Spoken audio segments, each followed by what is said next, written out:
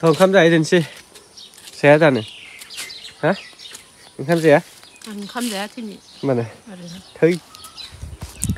स गाइस दा सानजौबाय बिराद गरमबो गरम ओमफ्राय दाखालिथ' रायलायनायानो बायजोबना दंमोन रावानो ओरैबायदि गुजुनाय मानाय ओमफ्राय दा गगा मोननाय एसे दं बारा गैया ओमफ्राय मा बेमार जादोंमोनथाय गासैबो एसे थामिदों ओमफ्राय बुंला आरो बेमारबो जाबाय थायो हा मा जायो बेमारल' जाबाय थायो होनदों टाइम बेमारबो जानांगौ मानसिया होमबासो मोजां थायो मालायफ्रा खुरना होआबाबो गावबा गाव खुरनानै जायो माथो नोंखौ लाबोदो होमबा खुरना होआबा थलाय खुरना होलाय जाहि हारसिं आं दिनै ओंखामबो जाया ओंखामबो दाङा ओंख्रिखौबो दाङा ओंख्रिखौबो दाङा खुरनानैनो होआनो ओंखामखौनो So guys, नोंथांमोना भिडिअनि थाम्बनेल आरो टाइटेलखौ नायना मिथिखाबायानो जानांगौ दिनै आइनि अपारेशन दं मैया जोङो थांना फैखाबाय आङो लकेसनफोरखौ देखायजोबगोन आं गासैबो मेगननि अपारेशन दं आगोलाव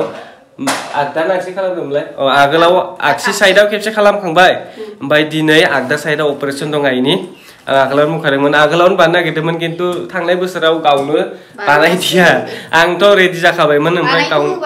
गावनो बानायदिया ओमफ्राय नै दाखालि बावै आरो बानायनो नागिरदोंमोन खिन्थु इलेक्सन जाबाय इलेक्सन उनाव सोरनि न' खाथि हाबा बिदिनो र' साननैसो थानै होननायावनो बहुद थालांबाय दा खालामथारदोंसै आरो मैया थांदोंमोन जों मैया गासैबो माबा एपइन्टमेन्ट लाना फैखाबाय माने दिनै थांनांगौ आरो डाक्टरफ्रा बुंखाबाय गाबोन फैदो गाबोन बानायनोसै मैया जों थांना फैबाय अबेयाव दा बानायगोन बेखौ आं बुंनो हायिनि खाथि खालानिफ्रा गोबां दंना बिदिनो सोरबा बानायनो गोसो हजायाव दं जोंनि खाथियावनो जोंनि कार्बि आंलंनि खाथियावनो हजायाव दं हजायनि अबे जायगायाव आं दा लकेसनखौबो आं देखायहैगोन आं नोंथांमोननो दा भिडिअनि गेजेरजों आरोना ओमफ्राय दा बेसेबां थाङा गोबां मानसिफोरनि मेगनानो माने सोरबा नुवा जाबाय थानाया अपारेशन खालामनो गोबां दं जोंनि गामिफोरावनो ओमफ्राय सोरबा खरसाखौ माने बेसेबां थाङा मिन्थिजानो लुगैयोना आं खोन्थाजोबनो हागोन दिनै गिदो नामा नोंनि अपारेशन दं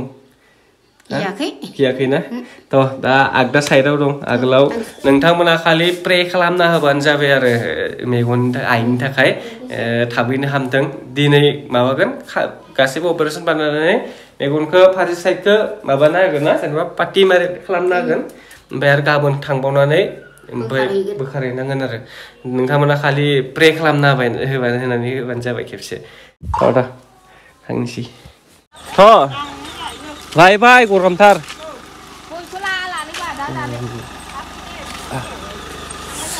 बोथोराबो जा गरम दा थांनाया जों साब्रैल' थांगोन ड्राइभारजोंसो बेबो दा मिन्थिखागौआनो दा सानसे गोबां फैसा नांगौ होननानै स' बेनिखायनो नोंथांमोननो बुंनानै होनि नामा जाहैबाय रमिनेबल स' नोंथांमोना बेखौ डाउनलड खालामना ला जेब्ला रेजिस्टार खालामगोन ना 41 रुपिस फ्रियावनो मोनगोन लोगोसे बेयाव रिफार एन्ड आर्न लोगोसे बेयाव माने लोगोफोरजों शेयार खालामनाबो इनकाम खालामनो हागोन आरो बेयाव शपनि अप्शनबो दं नोंथांमोननो जेसेबांखिनि रां नांगौ नों रिसार्च खालामना लाबानो जाबाय फार्स्ट टाइमाव आङो ड्रागनाव 200 रुपिस होगोन दै बारा होनाय नङा 200 होनानै नायदेनसै जुदि बे देरहायोबाथाय आरो 200 होगोन आरो जुदि जेनोबाबो 200 होगोन आङो फार्स्ट ना अके फार्स्टआव देरहादों नुखाबायानो एबारथ' लाब जाखाबाय जेला आरो 200 होगोन आङो एबार खेबसेयाव आरो लाब जाबावोबा 200 होनानै लाब जायोबाथाय 400 लाब जागोन आरो जुदि बोरैबा थांबाय बायोबाबो 200 ल'सो थांगोन माने मुलानो जाना थागोन आंनि बेनिखायनो टाइगाराव खेबसे होबावदों आं एबारनि रिजाल्टखौ नायदेनसै मा फैयो जुदि रिजाल्टआ थिगबाथ' आं 400 लाब जागोन आं डाइरेक्ट उइथड्र खालामफैगोन नुबाय नोंथांमोना एबारबो देरहादों बेखौ आङो उइथड्र खालामदोनसै नोंथांमोना डाइरेक्ट बेक फैनानै उइथड्रआव थांदो बेनिफ्राय नोंनो जेसेबांखिनि एमाउन्ट नांगौ बेयाव UPI नङाबा नों डाइरेक्ट बेंकजोंबो हागोन आं UPI जों उइथड्र खालामबाय बे दसथानानो आंनाव फैगोन नोंथांमोना नुखाबायानो स' बेखौ डाउनलड खालामनोबाथाय आंनि डिसक्रिपसनाव दं थांनानै डाउनलड खालामना लाबानो जाबाय गरमथार थान्दा मोनलायदों दासो दा जों साब्रैल' थांगोन ओमफ्राय आङो लकेसनखौथ' देखायखागोन नोंथांमोना भिडिअखौ नायबाय दा ओमफ्राय दा कार्बि आंलंनि माखासे भिउ देखायलांगोन आं नोंथांमोननो लामा गेजेराव दा जों दारि जायो ना ओमफ्राय आरो बाजै जायो स' गाइस नोंथांमोननो आं दा कार्बि आंलंनि लकेसन देखायनि जाहैबा माने रेलाव फैयोना जोंबो दस्रा जायगायाव साननै सानथाम थायोना जेब्ला कार्बि आंलं इन्टार खालामो ओरैबायदि मोजां नाङो फिल नाङो गोसोखौ मोजां नाङो आरो साफा लामाफोरा नै आरो दा बिबार जानायजों बिराद मोजां जाखादों लामाफोरा जोंना आरो बिराद गुवार ना बोथोराबो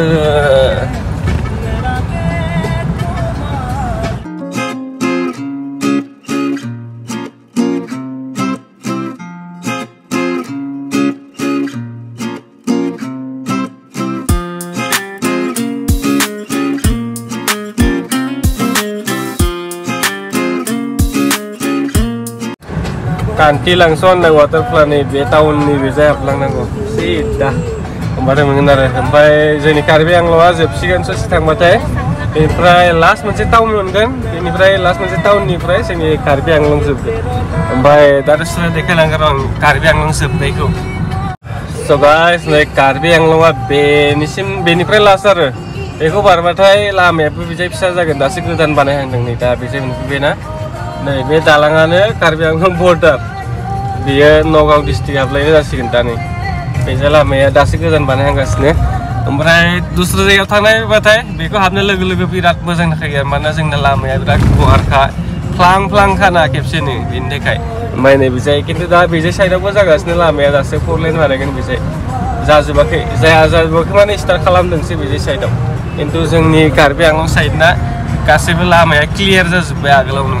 ओमफ्राय दा आरो एसे दाबसे जायगायाव दं माखासे खामानि दं बेखौ मावगासिनो ओमफ्राय बांद्राय भागानो साफा जाजोब्बाय आरो स' गासिनो बे जायगाखौ गोबां मानसिफोरनि भिडिअ बा फट'फोरा नुखायो जानांगौ बे दस्रा साइडनिफ्राय फैबाथाय मानसिफोरा ओमफ्राय बे लामाया साननैसो थानानै बेजाय फैनो मोननाय नंला नामाथाय मानोना दस्रा साइडआव 4 लेन बानायना होबाय बेजाय 4 लेन फैनो गोनां खोथामोन खिन्थु गोबां बिफां लाइफां दंना बेनिखायनो बेजाय 4 लेन बानायदिया ओमफ्राय सर्टकाटनो दस्रा साइडआव बानायना होबाय लामाखौ दा बे कमप्लिट जाबाथाय बेजायना अफ जासिगोन बायदि मोनदों बे लामाया गोबां मानसिफोरा मिस खालामगोन बेखौ आरो गोबां मानसिफोरा माने जोंनि कार्बि आंलं फैबाथाय बे लामायाव बिराद फट' रिल्स बानायना थांबाय थायोमोन स' गाइस लकेसनखौ आं बुंनानै होदोंसै दा नोंथांमोनाथ' हजाय टाउनाव फैबाथाय नै बै मोनसे अभार ब्रिज माने बेनि गाहायाव ट्रेन स्टेसन दंना मिन्थिखायोआनो बे दालांखौ माने अभार ब्रिजखौ बेखौ आं देखायगोन र' ओमफ्राय बेखौ बारनाय लोगो लोगोनो आं लकेसनखौ देखायगोन नोंथांमोना दा मबाइलाव नुबानो मिन्थिखागोन इजियावनो बबे जराव दे आं दा गाखोहांबाय अभार ब्रिजआव बेनो आरो खाथियावनो दं नै बेनि गाहायावनो ट्रेन स्टेसन दं बेनिफ्राय बेखौ ओंखारलांनानै लोगो लोगोनो मोनहैगोन आरो जों दा बे ट्रेन स्टेसन दं हजायनि ट्रेन स्टेसन बे दा बे साजों थांगासिनो बेखौ बारनाय लोगो लोगोनो जेब्ला अभार ब्रिज बारगोन ना होमबानो डाइरेक्ट लकेसनखौ मोनखायो बैथालांसो थांनाय लामा होनदोंमोन नामा ना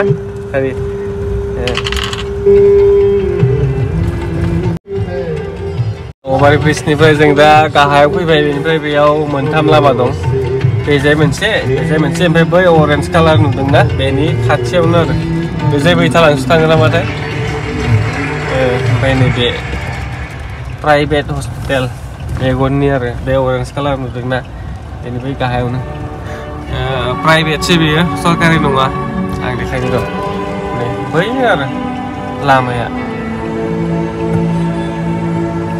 बेयाव बे एरियायाव सोंबानो मिन्थिगोन आरो मेगनखौ बबेयाव फाहामो होननानै मेगननि हस्पिटाल सोंबाथाय बैनो सिङाव हाबलांनांगोन दा बिराद मानसि जाना दं माथो डाइरेक्ट सोंहैखाबानो जागोन खोमा ना बायद'नियाव बेनो आरो मानसियानो मानसि जों मैया फैखानाय ना जोंना थाबनो जागोन रायज्लायखाना दोनखाजोबदों दा गासिबो हा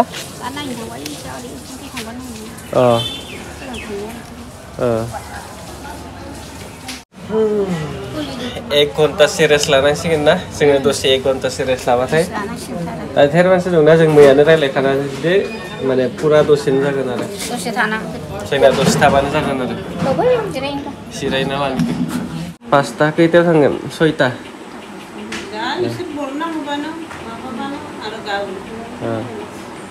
दाबो बानायाखैनो 5टा 6टासो जागोन नामा थाब जायो खोमालै ना आइजों लोगोसे आरो बेजाय दं सासे सानै आरो साथाम बानायगासिनो दं दा मेगन खाथियाव बिजि थुदों दा नायनो हाला गोजाननिफ्राय बानायग्रोदो एसेखौ गोजान मा जायगानिफ्राय दा बानायनायफोरा माइबंनि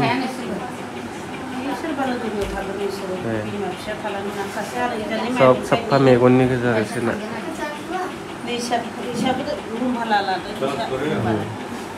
5टा 6टा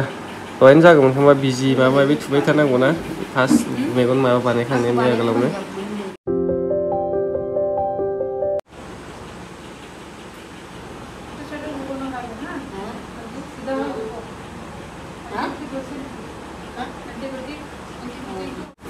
जेन जाबाय 6टा जाहैबाय खोमा 6टा बारबाय 7टासो जासिगोन टाइमा दा खोमसिखाबायबो दा थांबाय थानोसै जों गाबोनसो खुलिगोन गाबोन 10टासोआव आरो खेबसे फैनो होदों बाहेर नांदो बिजि थुनाया गोबाव लायोना दा थांबाय थानोसै बेनिफ्राय गाबोन आरो खेबसे फैगोन गाबोनसो खुलिगोन दिनैथ' बानायखांबाय बानायनाया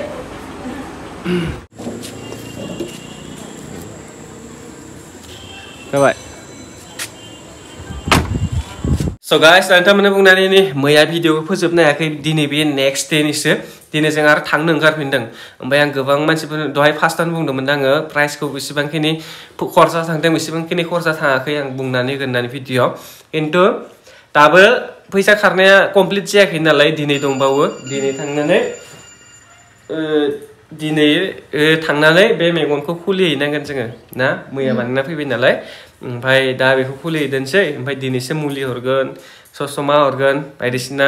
ओमफ्राय दा बेसेबां थाङो बेसेबां थाङा दा थांना फैनानैसो आङो नेक्स्ट भिडिअफोरावसो बुंनानै दोनसै दिनैनि भिडिअखौ बेयावनो फोजोबदोंसै आङो ओमफ्राय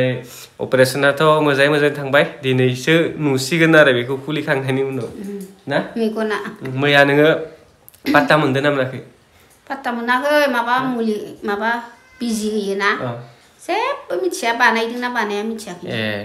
ओमफ्राय गासैबो खोथाखौ आं नोंथांमोननो फारि फारि नेक्स्ट भिडिअनि गेजेराव बुंनानै दोनसै फारसेनिफ्राय बेसेबांखिनि खरसा खारदों माबायदि नांदों बे बानायनाय समाव ओमफ्राय आरो